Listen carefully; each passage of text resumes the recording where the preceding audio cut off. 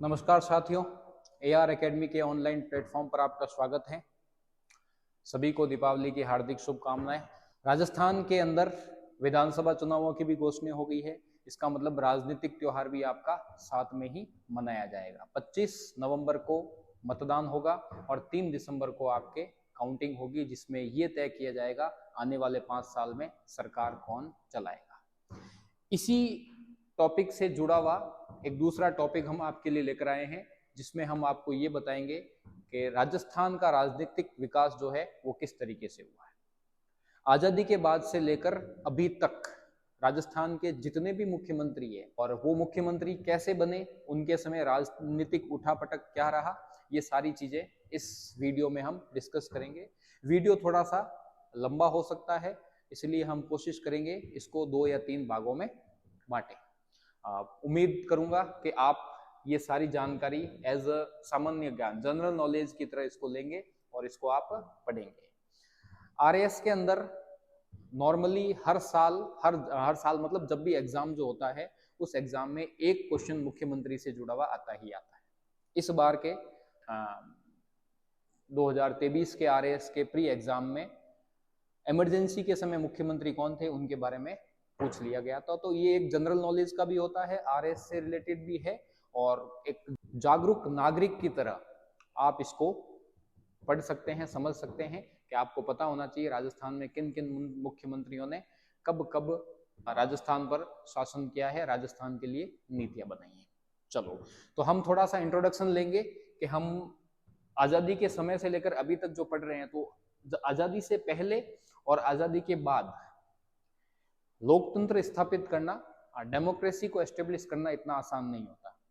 तो बहुत सारी चुनौतियां थी, बहुत सारे चैलेंजेस थे जो हमारे नेताओं ने, हमारे इलेक्शन कमीशन ने फेस किए हैं, और उसके बाद उन्होंने एक ऐसी प्रक्रिया स्थापित कर दी, एक ऐसा प्रोसीजर एस्टेब्लिश कर दिया जिससे स्मूथली और आराम से चुनाव संपन्न करवाए जा सके, और जो ट्रांसफर ऑफ पावर्स है वो लोगों के पास कुछ लोगों से दूसरे लोगों के पास या एक पार्टी से दूसरी पार्टी के पास आसानी से जा सके। चलो, Rajasthan political progress since independence.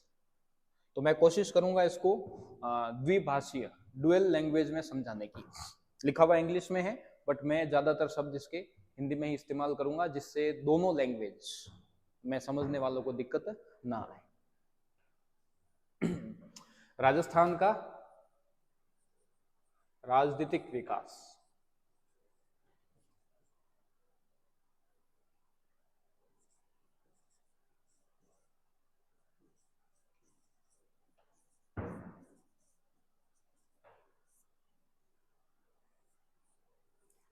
ठीक है, यानी कि राजस्थान के अंदर 1947 से लेकर अभी तक कितनी सरकारें बनी हैं, कितने मुख्यमंत्री हुए हैं, और कुछ मुख्यमंत्रियों के समय बहुत सारी उठापटक हुई है, उसको भी हम यहाँ पर चर्चा करेंगे।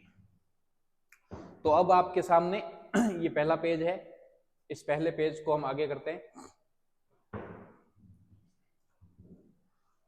ये तो आजादी से पहले राजस्थान की क्या स्थिति थी, अंग्रेजों के समय राजस्थान का शासन कैसे कंट्रोल किया जाता था, कौन इसको शासन करने वाले लोग थे, तो इसको समझ लो। राजस्थान के अंदर आजादी से पहले 19 रियासतें, 19 princely states and 19 princely states, यानी कि 19 रियासतें और 3 ठिकाने, चीफशिप। ये इतिहास में हम पढ़ेंगे चीफशिप क्या होती है, प्रिंसली स्टेट्स क्या होती थी। ये राजस्थान के अंदर रूल करते थे। अजमेर वाला क्षेत्र, ये जो क्षेत्र है, ये क्षेत्र अंग्रेजों के अधीन था। यहाँ पर अंग्रेजों की हाई कमिश्नर थी, जिसको अजमेर मेरवाड़ा बोला जाता था।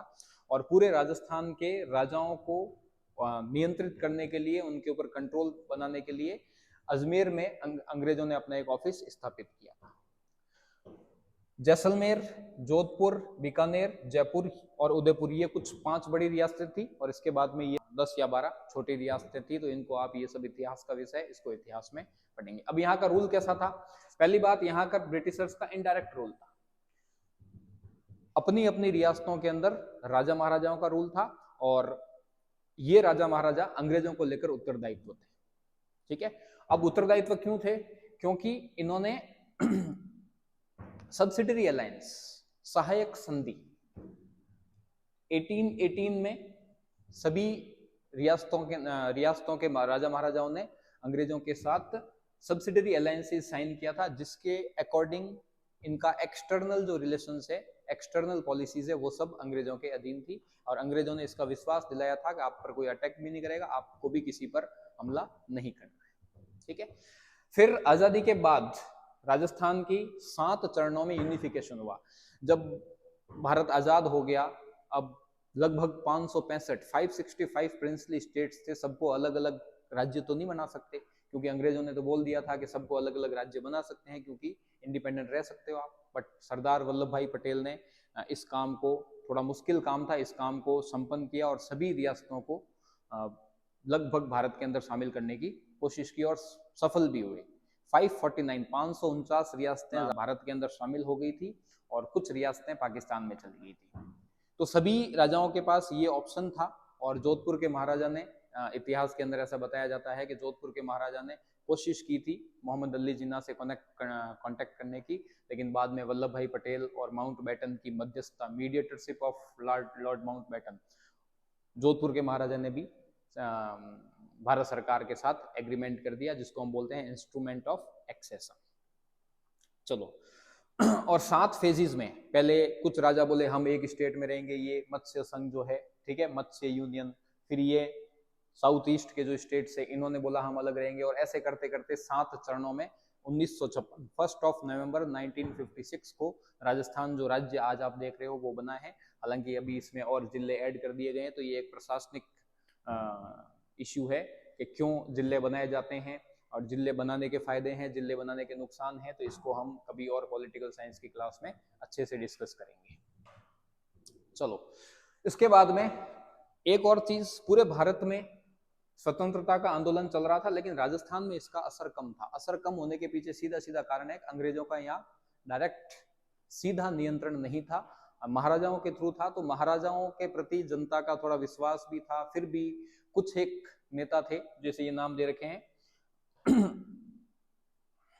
डोमिनेंट लीडर्स, जयनारायण व्यास, माणिक्यलाल वर्मा, हीरालाल शास्त्री, गोकुललाल असावा और भी बहुत सारे, जिन्होंने प्रजामंडल नाम से एक आंदोलन चलाया था। वो चाहते थे कि राजाओं के साथ में हर राज्यों के अंदर, हर रियासतों के अंदर प्रजामंडल रहे, यानी कि प्रजा का भी कुछ न कुछ थोड़ा, कुछ मतलब डायरेक्ट या इनडायरेक्ट एडमिनिस्ट्रेशन में कुछ रोल होना चाहिए। ठीक है। सबसे बड़ी बात यहाँ फ्यूडल सिस्टम, जब राजा महाराजा भी रूल करा करते थे तो सामंती व्यवस्था को वो थोड़ा सा फॉलो करते थे। सामंती व्यवस्था क्या होती है, ये भी एक इतिहास में, इसको डिटेल में पढ़ोगे। आज का कलेक्टर जो है उस समय का सामंत कहलाता था, बस इतना सा समझ लो। कलेक्टर की जो पावर होती है वो हेरिडिटरी नहीं होती है, कलेक्टर सिलेक्शन से आता है, एग्जाम देकर पास होकर आता है। सामंत जो थे वो सामंत राजा के लिए लड़ते थे और उनका जो पोस्ट थी वो लगभग हेरिडिटरी ही हुआ करती थी। समय समय पर इसमें बदलाव भी हुआ है। ये सारी चीजें आजादी से पहले की थी। आजादी के बाद जैसे केंद्र में AICC, all India Congress committee थी और कांग्रेस उस समय की सबसे बड़ी पार्टी भी मानी जाती थी। तो राजस्थान में प्रदेश कांग्रेस कमेटी का स्थापना की गई, establishment of Pradesh Congress committee in Rajasthan. पहले इसको बोला जाता था राजपूताना, अब इसको बोलते हैं रिपब्लिक राजस्थान, क्योंकि यहाँ पर जनता की सरकार है, उत्तरदायित्व सरकार है, इसलिए इसको इस तरीके से बोला जाता है। और एक चीज, 1 पर्सन 1 वोट, ये कॉन्सेप्ट लोगों को थोड़ा सा अजीब सा लगा, क्योंकि उनके हिसाब से राजा या रूल करने वाला, शासन करने वाला जो व्यक्ति होता है वो वंशानुगत होता है, हेरिडिटरी होता है। बट अब लोगों को ये महत्व समझने आने लगा कि हम जो वोट देंगे उससे हमारी सरकार चुनी जाएगी। ठीक है। तो ये आजादी के पहले की बातें और आजादी के जस्ट बाद। 26 नवंबर 1949, 26 नवंबर 1949 को संविधान बन चुका था और इसके 2 महीने बाद यानी कि 26 जनवरी को लागू भी हो गया था। और जैसे ही संविधान लागू हुआ उसी दिन से भारत के अंदर एक डेमोक्रेटिक गवर्नमेंट की शुरुआत हो गई। हालांकि वो गवर्नमेंट चुनी हुई नहीं थी, एक इंटरिम गवर्नमेंट जिसको अंतरिम सरकार बोलते हैं, और उस सरकार के मुखिया थे राष्ट्रपति राजेंद्र प्रसाद। सरकार का मुखिया हमेशा राष्ट्रपति ही होता है, राष्ट्रपति के नाम से सारे काम होते हैं। प्रधानमंत्री जो है वो आपके पार्लियामेंट, संसद के मुखिया होते हैं। चलो अब इसको आगे बढ़ते हैं हम। चलो अब आते हैं, इलेक्शंस तो हुए थे जो हमारे 1950 पहले इलेक्शन, क्योंकि इलेक्शन की जो प्रक्रिया थी FPTP सिस्टम बोलते हैं हम, फर्स्ट पास्ट दी पोस्ट। ये ऐसी प्रक्रिया है जिसमें जिसको ज्यादा वोट आते हैं वो व्यक्ति किसी कॉन्स्टिट्यूएंसी से, संसदीय क्षेत्र से चुनकर आता है। तो ये सिस्टम लोगों को वैसे थोड़ा आसान भी लगता है और यही सिस्टम अप्लाई किया गया था पहले इलेक्शन में, और इस सिस्टम को अप्लाई करने के लिए थोड़ा समय चाहिए। तो समय जो है वो 1950 से लेकर 1952 तक 2 साल का जो समय है वो समय आपके इलेक्शन कमीशन को लगा वोटिंग लिस्ट बनाने में, कॉन्स्टिट्यूएंसीज बनाने में, और पूरे भारत में करीबन 35 से 40 करोड़ की जनसंख्या का इलेक्शन करवाना थोड़ा सा टिपिकल काम था। तो 1947 से लेकर 1947 से लेकर 1952 तक किसकी सरकार रही? तो राजस्थान में उस समय एक बड़ा बदलाव हो रहा था जिसको हम बोलते हैं राजस्थान का एकीकरण, यूनिफिकेशन ऑफ राजस्थान। तो यूनिफिकेशन जो हुआ है वो 7 चरणों में हुआ है और हर चरण की अपनी अपनी एक अलग परिभाषा है। उसको हम सब इतिहास के अंदर पढ़ेंगे, इसको हमारा ये विषय अभी पढ़ने का है नहीं। तो जब पहली बार 26 नवंबर 1949 को जब संविधान बन चुका था और 26 जनवरी 1950 को जब संविधान लागू हुआ, उसी दौरान करीबन हमारा 6th फेज कंप्लीट हो चुका था। और 6th फेज से पहले जो 5 फेज हुए हैं उसको मैं एक बार आपके सामने लिखने की कोशिश कर रहा हूं जिससे थोड़ा सा आपको क्लियर। ये 5 फेज मैंने आपके सामने लिखे हैं, टोटल तो नहीं लिख पाऊंगा क्योंकि बहुत बड़ा इसमें कंटेंट हो जाएगा। ये पहला फेज था जिसमें पूर्व की 4 रियासतों ने मिलकर एक राज्य बनाने की कोशिश की जिसका नाम दिया था मत्स्य यूनियन। ठीक है, इसके बाद में ये साउथ ईस्ट, दक्षिण पूर्व की जो 9 रियासतें थी, इन्होंने मिलकर अपना एक राज्य बनाने की या संगठन बनाने की कोशिश की और इनका अपना ये प्रधानमंत्री रखते थे। 26 जनवरी 1950 से पहले अगर कोई भी राज्य बनता तो उसका प्रधानमंत्री होता था और भारत का जो मुखिया था आजादी से पहले वो वाइसरॉय था। तो ये प्रधानमंत्री का पद राज्यों के लिए होता था और रियासतों के अंदर भी राजा अपने नीचे प्रधानमंत्री नियुक्त करता था जो पूरे राज्य का जो शासन है वो संभालेगा, क्योंकि अपने आप में ये इंडिपेंडेंट स्टेट्स हुआ करते थे। उसके बाद में आपके तीसरे स्टेज के अंदर उदयपुर को इन 9 रियासतों में शामिल कर दिया गया। उदयपुर शामिल होना चाहता था, उसको भी कर दिया गया। चौथे के अंदर आपके ये जो बड़ी 4 रियासतें हैं, जैसलमेर, जोधपुर, बीकानेर और जयपुर, इनको भी शामिल कर दिया गया। तो जिस दिन इनको शामिल किया गया, इसको यहाँ दे रखा है, जिस दिन इनको शामिल किया गया 30 मार्च, तो 30 मार्च आपके राजस्थान दिवस कहलाता है क्योंकि राजस्थान का लगभग हिस्सा इस दिन पूरा हो चुका था। और इसी दिन इसके जो प्रधानमंत्री थे, प्रधानमंत्री के लिए एक लड़ाई हमेशा रहती है। नेताओं को थोड़ी पद की लालसा, पद की इच्छा कुछ ज्यादा ही रहती है और बहुत से नेता ऐसे बोलते हैं कि हमें पद नहीं चाहिए, हम पद के लिए नहीं लड़ रहे हैं। वो नेता सरासर झूठ बोल रहा है। ऐसा कोई नेता नहीं है जो पद के लिए नहीं लड़ रहा है। अगर उसको बोलो कि आपको पद नहीं मिलेगा, आप काम करो, वो काम नहीं करेगा। पद के लिए अगर वो कह रहा है मुझे नहीं चाहिए, तो या तो वो झूठ बोल रहा है या वो बेवकूफ बना रहा है जनता को। दोनों बातें समान नहीं है। वैसे अशोक गहलोत जी ने अभी एक प्रेस कॉन्फ्रेंस में ऐसी बात पूछ ली किसी पत्रकार ने कि सर अगला मुख्यमंत्री कौन बनेगा, तो अशोक गहलोत जी बोलते मैं कुर्सी छोड़ना चाहता हूं, कुर्सी मुझे नहीं छोड़ रही। अब ये उन्होंने किस संदर्भ में कहा, किस को टारगेट करके कहा, शायद पायलट साहब की तरफ उनका इशारा होगा। और लगे हाथ उन्होंने ये भी कह दिया कि मैं तो छोड़ना चाहता हूं, छोड़ती नहीं है और छोड़ेगी भी नहीं। यानी कि वो ये संदेश देना चाहते हैं अपने ही जो कांग्रेस के साथी है, जो मुख्यमंत्री पद के लिए उनके बराबर खड़े हैं, उनके सामने ये एक सुगुफा कह सकते हो या उनके सामने एक ये पॉइंट छोड़ दिया कि मुख्यमंत्री तो मैं ही बनूंगा। तो ये पद है, पद की लालसाएं सबको रहती है, चाहे कोई भी व्यक्ति हो। ठीक है, तो जब ये यूनिफिकेशन हुआ, इतना बड़ा पूरे राजस्थान को, लगभग सिरोही को छोड़ दो, इस मत्स्य यूनियन को छोड़ दो और आप अजमेर को छोड़ दो, बाकी सारा राजस्थान 30 मार्च को कंप्लीट हो चुका था। जिसमें पहला पद था आपके महाराज प्रमुख, और दूसरा पद था, हालांकि पद राज प्रमुख ही था, लेकिन दिक्कत ये हो गई कि जोधपुर के महाराजा हनुमंत सिंह जी, जयपुर के महाराजा सवाई मान सिंह सेकंड, जिनके नाम पर सवाई मान सिंह अस्पताल और सवाई मान सिंह स्टेडियम है, और उदयपुर के महाराणा भोपाल सिंह जी, इन तीन के बीच में एक खींचतान सी हो गई, किसको बनाया जाए। भोपाल सिंह जी सीनियर थे, तो भोपाल सिंह जी को बनाया गया महाराज प्रमुख, और सवाई मान सिंह सेकंड को बनाया गया राज प्रमुख। तो ये समन्वय बिठाने की कोशिश की, और जब ये 7 स्टेज के अंदर, 7 चरणों के अंदर राजस्थान पूरा हो रहा था, और जैसे जैसे एक यूनियन बन रहा था, फिर दूसरा बना, फिर तीसरा, तो इनका एक प्रधानमंत्री भी होता था। प्रधानमंत्री का पद पहले होता था, ये भी एक इतिहास में हम पढ़ेंगे प्रधानमंत्री पद कैसे डिसाइड किया जाता था। तो जब महाराज प्रमुख और राज प्रमुख को तो बना दिया, अब प्रधानमंत्री की नौबत आई तो 2 बड़े नेता थे। उदयपुर से आते थे माणिक्यलाल वर्मा, जोधपुर से आते थे जयनारायण व्यास, और इनके बीच में खींचतान हो गई कि प्रधानमंत्री किसको बनाया जाए। और इससे पहले वाले चरण के अंदर जो प्रधानमंत्री थे वो थे हीरालाल जी शास्त्री। इस यूनियन का हीरालाल शास्त्री को क्या बना दिया गया था, प्रधानमंत्री। अभी तक हीरालाल जी शास्त्री क्या है, प्रधानमंत्री। लेकिन 26 जनवरी 1950 को जब हमारा कॉन्स्टिट्यूशन इंप्लीमेंट हो गया, लागू हो गया, उस दिन प्रधानमंत्री क्या था, सिर्फ देश का था, बाकी सब कौन थे, मुख्यमंत्री। तो प्रधानमंत्री की जगह क्या कर दिया गया, मुख्यमंत्री कर दिया गया।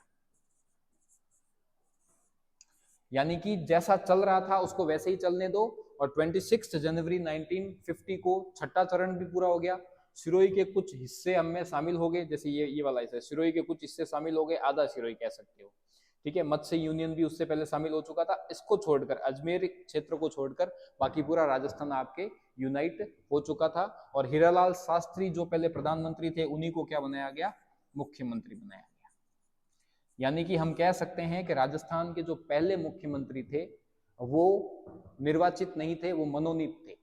The first CM of Rajasthan was not elected, he was appointed because elections to be held in 1950, तो 1952 में इलेक्शन होने थे, तो इस समय इलेक्शन पॉसिबल नहीं थे। तो जो प्रधानमंत्री थे 5वें चरण के बाद, उन्हीं को क्या बना दिया गया, मुख्यमंत्री बना दिया गया। तो यहां से शुरू होती है राजस्थान के मुख्यमंत्री बनने की प्रक्रिया, जिसमें पहले मुख्यमंत्री वो भी आपके मनोनीत, निर्वाचित नहीं थे। कौन थे, हीरालाल जी शास्त्री, ठीक है। तो अब आपके मुख्यमंत्री की सारी जो कहानी है वो शुरू होती है, और एक एक करके आपको सारी चीज समझ में आएगी।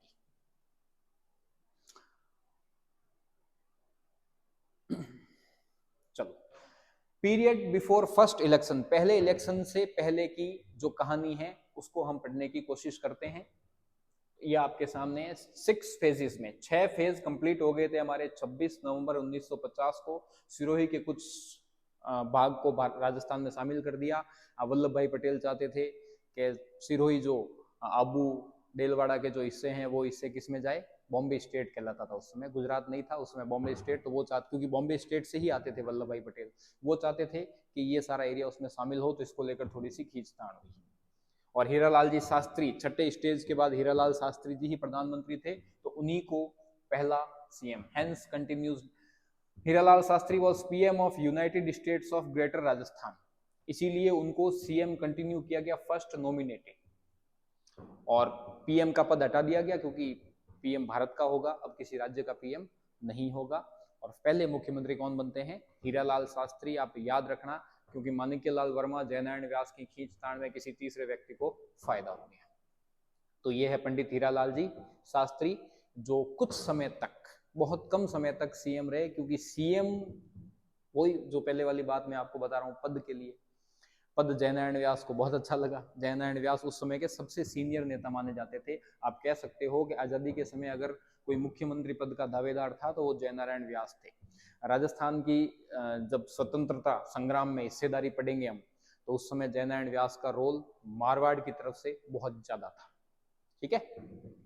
चलो, अब जैसे ही ये सीएम बने, जयनारायण व्यास को अच्छा नहीं लगा, और जयनारायण व्यास ने दिल्ली जाकर बार बार के ये गलत किया, ये गलत किया है, आपने मुझे नहीं बनाया। तो बोले आप माणिक्यलाल वर्मा विरोध कर रहे थे, तो उससे क्या फर्क पड़ता है, मैं भी तो पीएम सीएम बन सकता हूँ, क्यों नहीं बन सकता। तो उन्होंने बार बार जाकर केंद्र के अंदर जो सरकार थी या केंद्र के अंदर जो पार्टी का नेतृत्व था उसको शिकायत करनी शुरू कर दी। और इसी के चलते पार्टी को लगा कि कोई विरोध ना हो जाए, तो उन्होंने हीरालाल शास्त्री जी को रिमूव कर दिया और उनको हटाकर उनकी जगह एक फॉर्मर आईसीएस, जिनका नाम है आपके CS वेंकटाचारी, CS वेंकटाचारी को राजस्थान का दूसरा मुख्यमंत्री बनाकर भेजा। शुरू ही नहीं हुआ अभी राजनीति आई नहीं, इलेक्शंस आई नहीं है, उससे पहले हटाना बनाना शुरू कर दिया है। ठीक है, फिर भी जयनारायण व्यास तो चाहते थे मुझे बनाओ भाई, आपने हीरालाल जी को हटा दिया, वेंकटाचारी को बना दिया, बनाना किसको है, जयनारायण व्यास को बनना था। फिर वो दोबारा उनको परेशान करने लगे और जब ज्यादा परेशान हुए तो आखिर में सीनियर जो नेता थे, सीनियर लीडरशिप ने ये निर्णय किया और जयनारायण व्यास को राजस्थान का तीसरा मुख्यमंत्री बना दिया। यानी कि अगर आप देखा जाए तो 26 जनवरी 1950 से अगर हम गिनते हैं तो पहले सीएम थे हीरालाल जी शास्त्री, सेकंड थे आपके CS वेंकटाचारी और तीसरे हो गए आपके जयनारायण व्यास। 1 या 2 साल के अंदर 3 सीएम बदले जा चुके थे, लेकिन तीनों मनोनीत थे, इलेक्शन अभी हुए नहीं थे और इलेक्शन से इलेक्टेड सीएम अभी कोई भी नहीं आया था। तो ये आपके कहानी है कॉन्स्टिट्यूशन या संविधान इंप्लीमेंट होने के बाद और पहले इलेक्शन होने से पहले की कहानी। ठीक है, तो ये 3 सीएम आपको याद रखने हैं, तीनों हीरालाल जी शास्त्री, फिर एक IAS अधिकारी CS वेंकटाचारी और उसके बाद में आगे आपके जयनारायण व्यास। चलो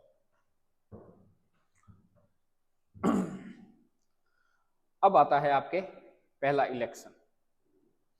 तो पहले इलेक्शन की कहानी थोड़ी सी मजेदार तो नहीं है, बट कह सकते हैं कि पहली कोई चीज होती है तो वो एक उसकी उत्सुकता, क्यूरियोसिटी बनी रहती है, क्या होगा क्या नहीं होगा। भारत में पहली बार इलेक्शन हो रहे थे, तो पहले इलेक्शंस की कहानी क्या क्या थी। अब उस समय संसाधन नहीं थे, रिसोर्सेज नहीं थे, ट्रांसपोर्टेशन फैसिलिटीज नहीं थी, कम्युनिकेशन तो लगभग था ही नहीं। आप ये समझ लो सारा जो काम होता था वो आपके टेलीग्राम, यही चिट्ठियों वाला काम। तो अधिकारियों को ट्रेनिंग देनी, अधिकारियों को बताना चुनाव कैसे होते हैं, किसी ने पहले चुनाव करवाए नहीं, एडल्ट फ्रेंचाइज पर चुनाव हो रहे थे। ठीक है, तो बहुत सी प्रॉब्लम्स फेस करनी पड़ी उसमें। उसके साथ में कुछ प्रॉब्लम्स ये थी कि किसी को एक्सपीरियंस नहीं था चुनाव कैसे करवाने। इसके अलावा सामंती व्यवस्था, अभी लोग इस चीज से नहीं उभरे थे कि हम जिसको चुनेंगे और वो रूल करेगा, ये पॉसिबिलिटी लोगों को नहीं लगी। तो लोग अभी भी उस सामंती व्यवस्था में, जो राजस्थान के अंदर कह सकते हैं कि ठाकुर सिस्टम जो चल रहा था, उस सिस्टम को लोग फॉलो कर रहे थे। अनबायस्ड वोटिंग, डर था कि क्या लोग सही में जिसको चाहते हैं उसको वोट देंगे या फिर किसी प्रभाव में आकर वोट अपना बदल देंगे, क्योंकि लोगों को इतनी उम्मीद नहीं थी कि ऐसा भी होता है। लैक ऑफ इंफ्रास्ट्रक्चर, जैसे बता दिया आपको, ना रोड थी, ना दूसरे और कोई साधन थे, पैसा भी नहीं था, पैसा भी बहुत खर्च होता है चुनाव में। CBSE की किताब, CBSE की बुक के अंदर ये चीजें मेंशन कर रखी है कि क्या क्या प्रॉब्लम्स फेस की थी फर्स्ट इलेक्शन जब हुआ था तब इलेक्शन कमीशन ने। थोड़ा सा अचंभा भी होता है और ऐसा भारत की जनता पर या राजस्थान की जनता पर थोड़ा सा ऐसा दया से भी आती है कि एक्चुअल में ये लोग वोट दे रहे हैं, जिसको चुनते हैं, क्या वो रियल में इनके लिए काम करते हैं। राजस्थान के अंदर, भारत के अंदर बहुत से ऐसे हिस्से हैं जिनमें अभी तक साधन नहीं है, ना रोड बन रखी है, ना कोई व्हीकल जा सकते हैं, ना वहां लाइट है। ये आजादी के 70-80 साल बाद की कहानी है, तो सोच लो पहले इलेक्शन में क्या उम्मीद करते होंगे लोग इनसे। तो ये कुछ समस्याएं थी। और जब पहले इलेक्शन हुए तो टोटल राजस्थान के अंदर 160 थी, अजमेर इसमें शामिल नहीं था, अजमेर मेरवाड़ा अलग था। अजमेर मेरवाड़ा की 30 सीटें थी, 30 सीट। ठीक है, वहां पर भी ऐसे चुनाव करवाने की कोशिश की गई, तो वहां हरिभाऊ उपाध्याय मुख्यमंत्री बने।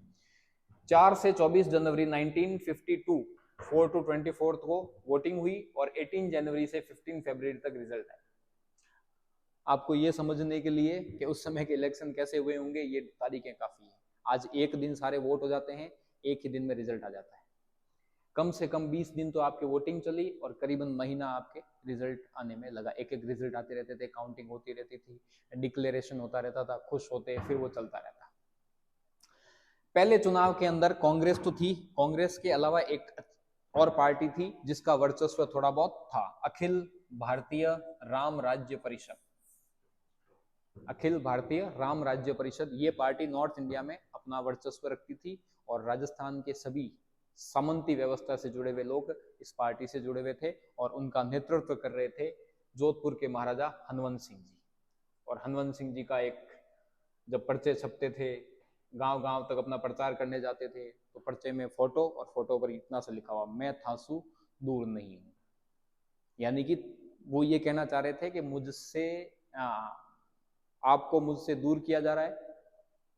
सीधा मतलब है ना भाई, क्या राजनीतिक व्यवस्था बदल रही है, पहले राजाशाही थी, अब लोकतांत्रिक व्यवस्था आ रही है, तो कहीं ना कहीं मुझे आपसे दूर किया जा रहा है, बट मैं आपसे दूर नहीं हूं। आप चाहो तो मुझे इलेक्शंस के थ्रू वापस चुन सकते हो। और हुआ भी सत्य, राजस्थान, पश्चिम राजस्थान की लगभग सीटें जो है वो हनवंत सिंह जी ने जीत ली थी, लेकिन एक विमान हादसे में, एयरप्लेन क्रैश के अंदर हनवंत सिंह जी की मृत्यु हो गई थी। चुनाव के रिजल्ट आ रहे थे उसी दरमियान।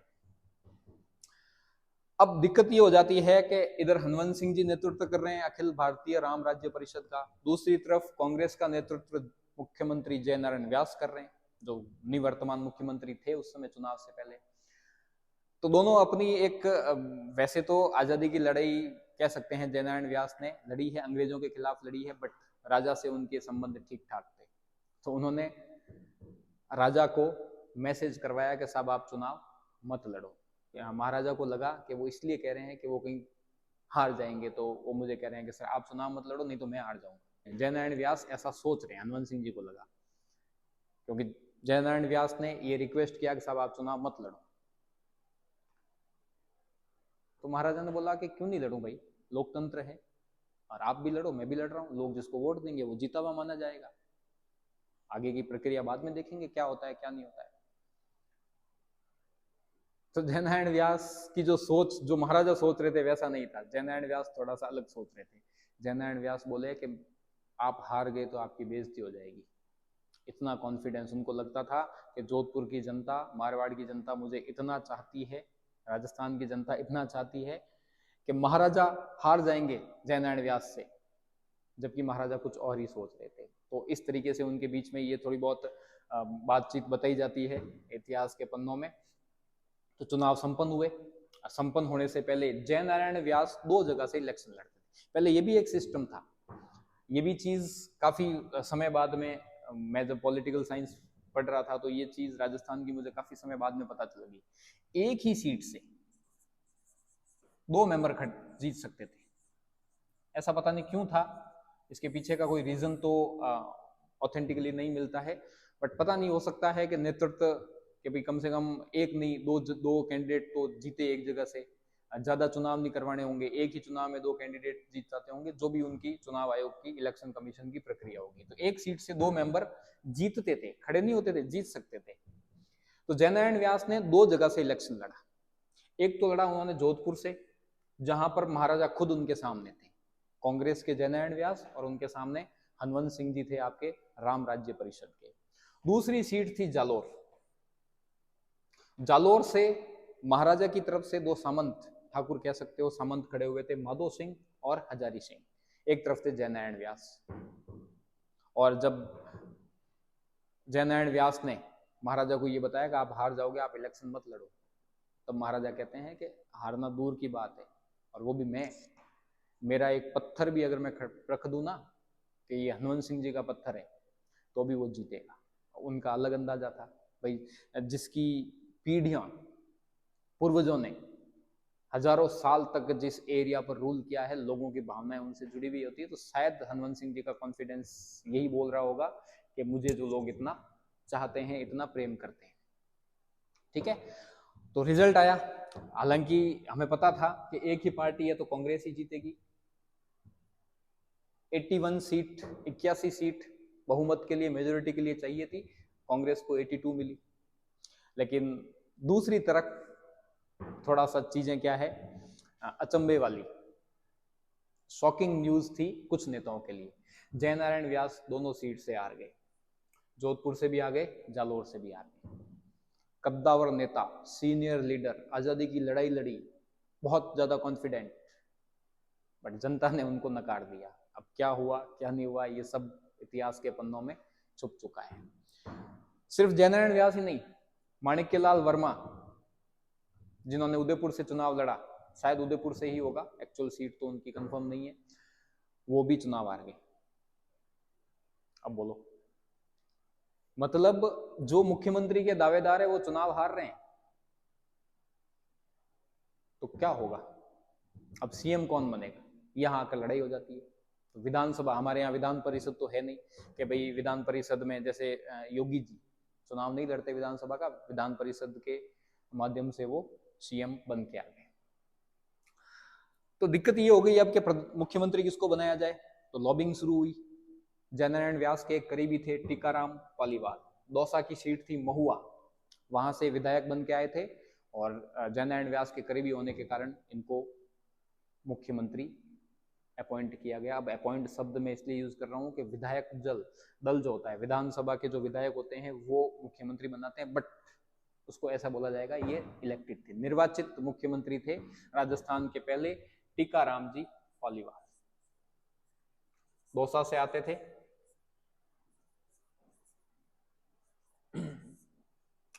जयनारायण व्यास के थोड़े करीबी थे और माणिक्यलाल वर्मा के किसी करीबी को बनने नहीं देना था, तो वैसे कि ज्यादा खींचतान हुई नहीं, तो टीकाराम जी पालीवाल को क्या बना दिया गया, first elected CM of Rajasthan.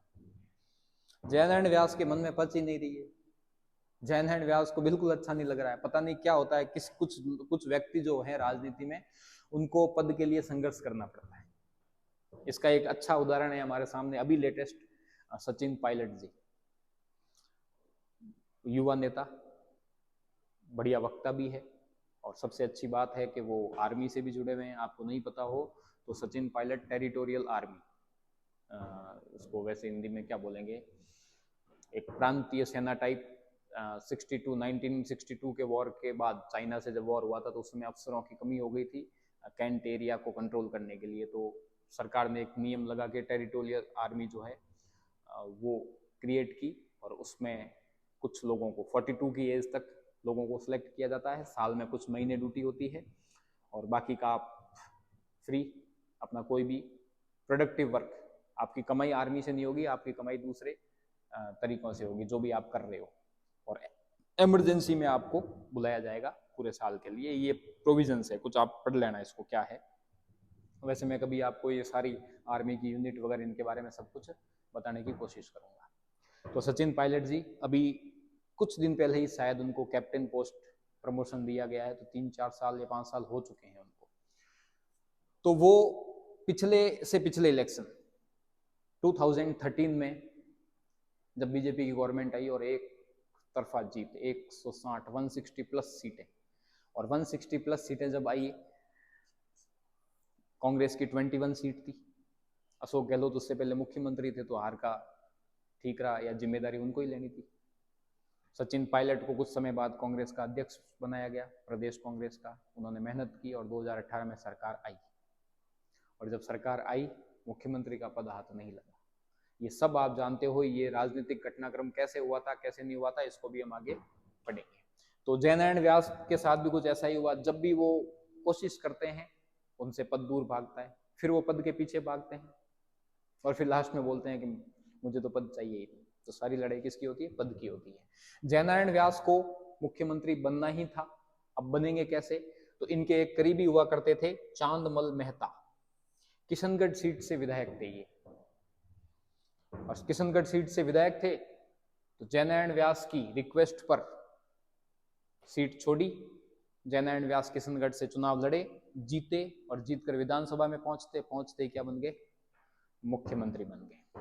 चलो भाई, दूसरे निर्वाचित मुख्यमंत्री, second elected CM of Rajasthan Jainarayan Vyas, फिर से निर्वाचित, इलेक्टेड एंड नॉमिनेटेड, दोनों में जयनारायण व्यास का नाम आता है। वहां तीसरा नंबर था, यहां आपके क्या है, दूसरा नंबर है। तो अब स्मूथली चल रहा था। माणिक्यलाल वर्मा अभी भी खुश नहीं थे इस चीज से।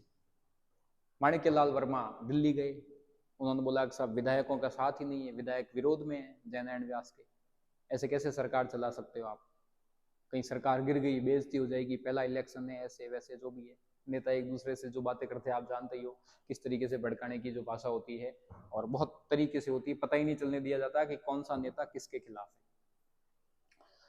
तो माणिक्यलाल वर्मा हालांकि खुद हारे हुए हैं चुनाव, माणिक्यलाल वर्मा को पता है कि मैं सीएम नहीं बन सकता हूं, लेकिन मैं नहीं हूं तो मैं नहीं खाऊं धनी नहीं खाऊं।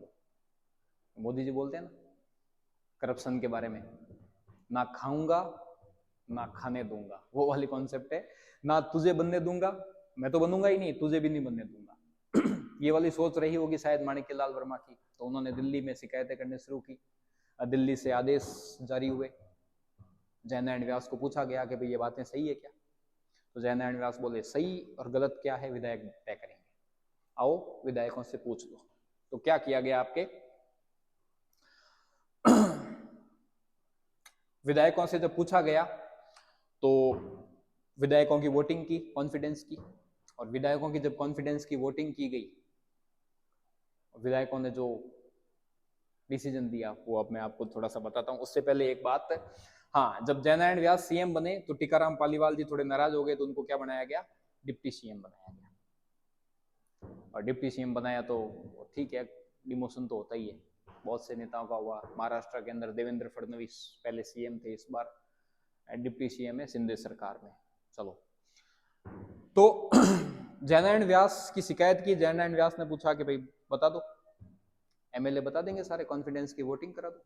शीर्ष नेतृत्व यानी कि सीनियर लीडरशिप के कहने पर कॉन्फिडेंस की वोटिंग करवाई गई। अब कॉन्फिडेंस की वोटिंग के लिए कम से कम 2 दावेदार होने जरूरी है।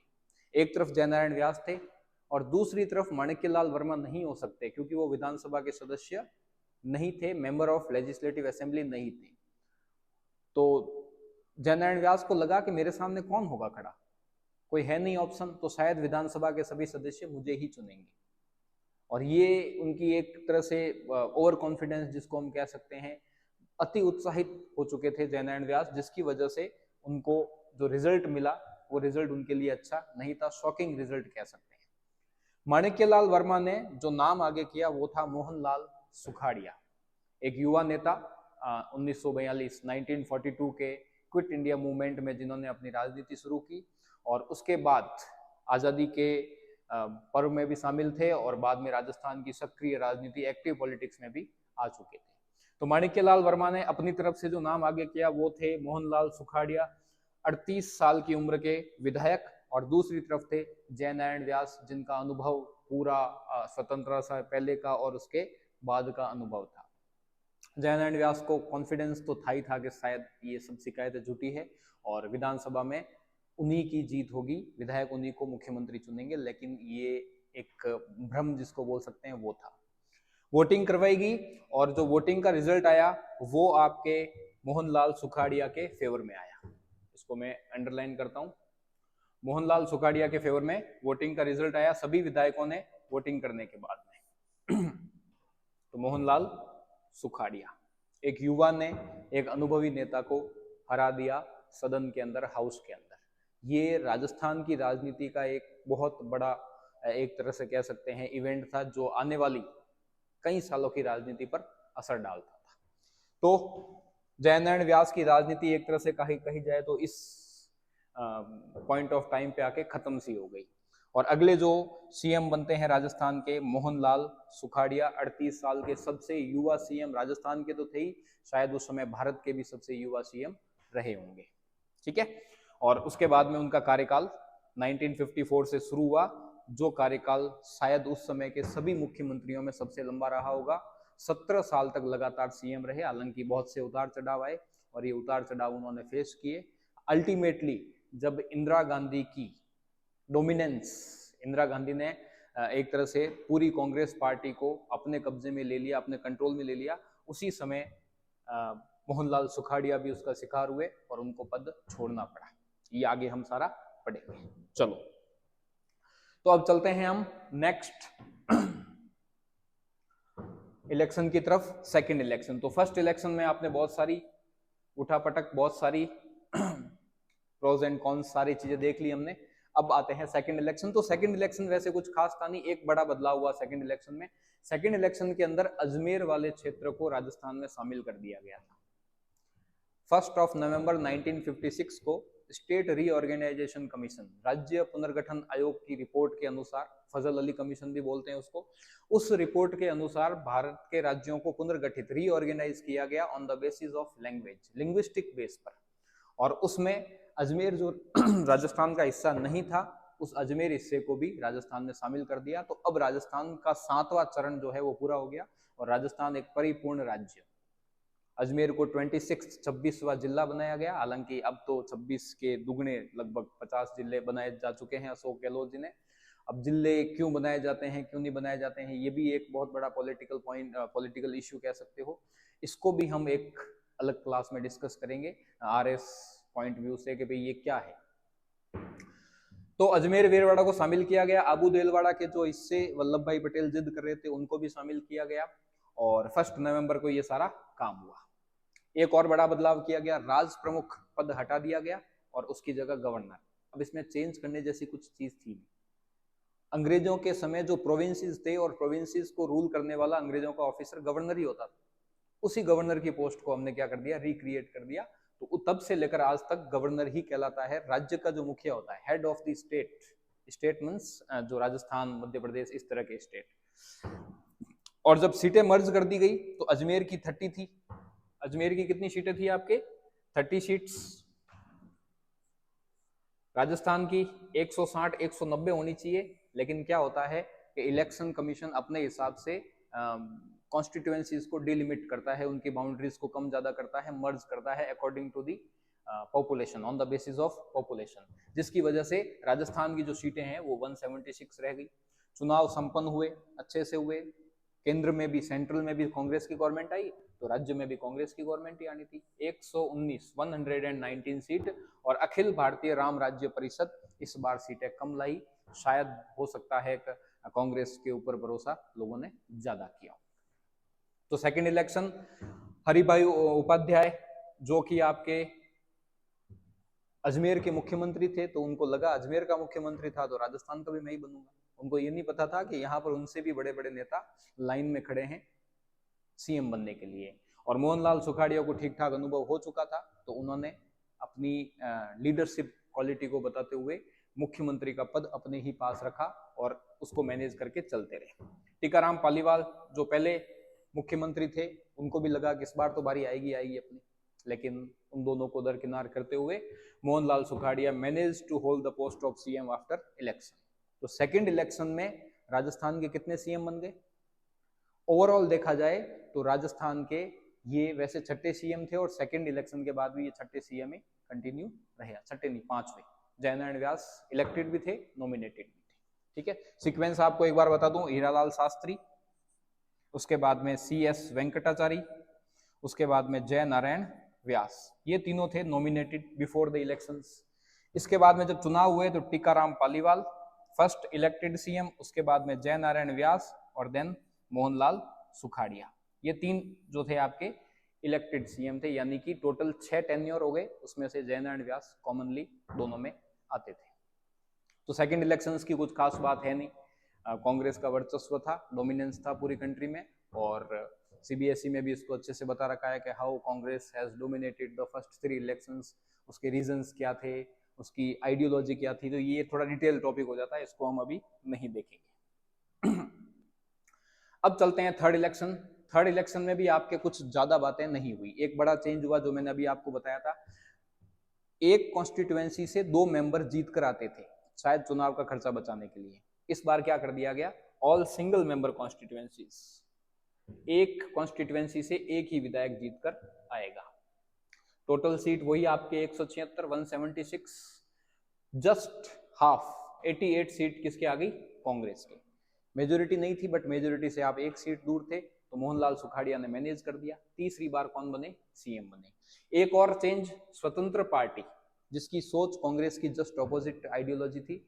ये लोग कैपिटलिज्म को अच्छे से फॉलो करना चाहते थे, ओपन मार्केट चाहते थे, यूएस बेस्ड मार्केट चाहते थे, लेकिन वो संभव नहीं हो सका क्योंकि जवाहरलाल नेहरू कहीं ना कहीं गांधीयन सोशलिज्म की तरफ उनका झुकाव ज्यादा था।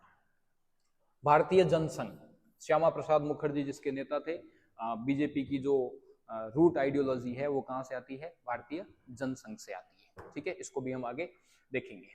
इस समय एक किसान नेता कुंभाराम जी आर्य, नया नया उस समय इंदिरा गांधी कैनल का काम शुरू हुआ था, तो शायद इनके प्रयासों से रहा होगा, क्योंकि इन्होंने बाद में इनके नाम से लिफ्ट कैनल का नाम भी है जो हनुमानगढ़ और गंगानगर को वाटर सप्लाई करती है। तो कुंभाराम जी आर्य कद्दावर नेता थे, सीनियर लीडर थे। इन्होंने थोड़ी सी परेशानी, मोहनलाल सुखाड़िया को परेशान करने की शायद कोशिश की होगी, तो इनकी और मोहनलाल सुखाड़िया की बनी नहीं। कुंभाराम आर्य ने रिजाइन कर दिया, एक ने नहीं किया, साथ साथ 3 और मंत्रियों ने, टोटल 4 मिनिस्टर्स। ये बहुत बड़ा इवेंट होता है किसी राज्य, किसी स्टेट के अंदर अगर एक साथ 4 मिनिस्टर रिजाइन कर देते हैं, तो ये थोड़ा सा सोचने के लिए है। तो मोहनलाल सुखाड़िया को थोड़ा सा चिंता भी हुई, बट ज्यादातर एमएलए सुखाड़िया के साथ थे, और सुखाड़िया ने एक और नेताजी का अब साथ ले लिया, हरिदेव जी जोशी। सुखाड़िया जी भी मेवाड़ से थे और हरिदेव जोशी भी सुखाड़िया मंडलगढ़ भीलवाड़ा से विधायक बन के आते थे ये। ठीक है, तो शायद क्षेत्रवाद, जिसको हम वैसे तो भारतीय राजनीति में क्षेत्रवाद को नकारा जाता है, इग्नोर किया जाता है, लेकिन हकीकत ये है कि भारत के अंदर क्षेत्रवाद ज्यादा है, रीजनलिज्म का कॉन्सेप्ट जो है वो बहुत ज्यादा है। ठीक है, ये भी हमारी पॉलिटिक्स का सक्सेसफुल 100% सक्सेसफुल नहीं होने के पीछे लिंग्वलिज्म और रीजनलिज्म, ये 2 बड़े फैक्टर माने जाते हैं। तो थर्ड इलेक्शंस के बाद सीएम कौन बने? मोहनलाल सुखाड़िया। कितनी बार शपथ ली? तीसरी बार, 1954, 1957 एंड 1962। तो अभी तक की जो शुरुआत की आजादी से पहले, आजादी के बाद की कहानी, उसके बाद में फर्स्ट इलेक्शन, सेकंड इलेक्शन और थर्ड इलेक्शन कंप्लीट हो चुके हैं। अभी तक ऐसा कोई स्पेसिफिक राजस्थान की राजनीति में एक माणिक्यलाल वर्मा और जयनारायण व्यास और मोहनलाल सुखाड़िया के बीच में कॉन्फिडेंस वोटिंग को जो लेकर तनातनी हुई, उसके अलावा ज्यादा पॉलिटिकल चेंजेस नहीं हुए। तो अब ये 3 इलेक्शंस हमने देख लिए हैं। अगले सीएम की जो जानकारी है वो मैं आपको अगले वीडियो में दे पाऊंगा। अगले वीडियो का आप इंतजार करें, अगला वीडियो जल्दी ही आएगा और बाकी के बचे हुए सीएम की बात वहां करेंगे। एक और आपके लिए इंफॉर्मेशन, आरएएस का एक फाउंडेशन बैच अभी 3 PM to 6 PM चल रहा है AR एकेडमी में। एकेडमी की जो लोकेशन है वो मैं आपको लिंक में, इंस्टाग्राम, फेसबुक के जो भी लिंक है वो आपको मैं इसके साथ में अटैच करके दे रहा हूँ। Thank you.